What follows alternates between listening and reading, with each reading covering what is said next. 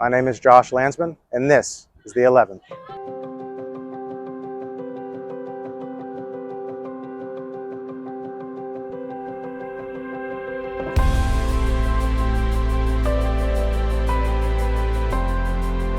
My name is Josh Landsman. I have a small family, wife, and 2 daughters. Right out of high school, thought I was going to join the Navy.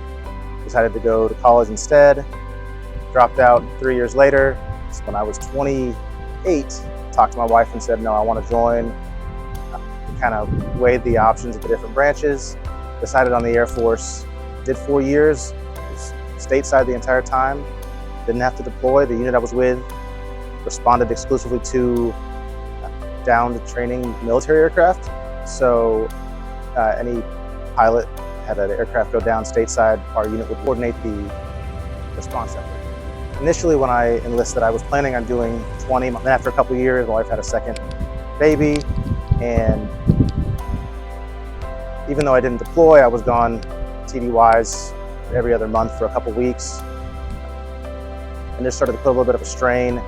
Started to realize that my earning potential on the outside was could be significantly more than it was on the enlisted side, as much fun as I was having.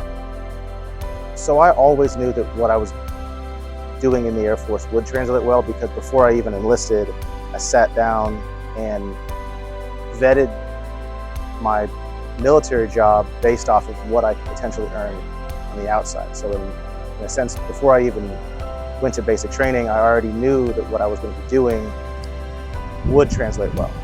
I definitely think in my current role as project manager, my military experience is helping a lot, just because a lot of times you have to adapt and learn on the fly and kind of be a jack of all trades to keep everything moving. And that's kind of exactly what project management is.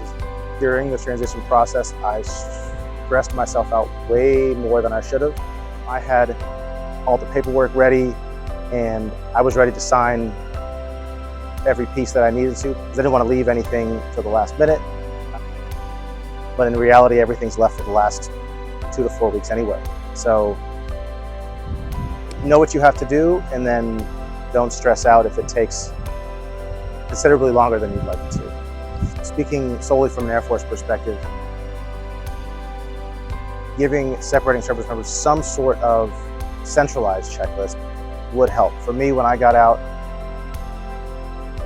the only way that I knew where to look or where to start looking was I was asking other people that I had worked with who had gotten out, what are the steps? Where do I start? Where can I get this information?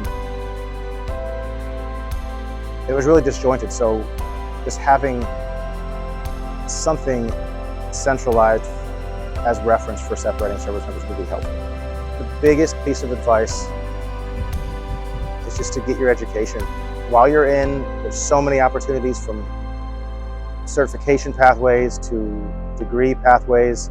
So I think the biggest piece of advice, other than just being good at your job or learning as much as you can, is to get as much education as you possibly can in the time that you're in.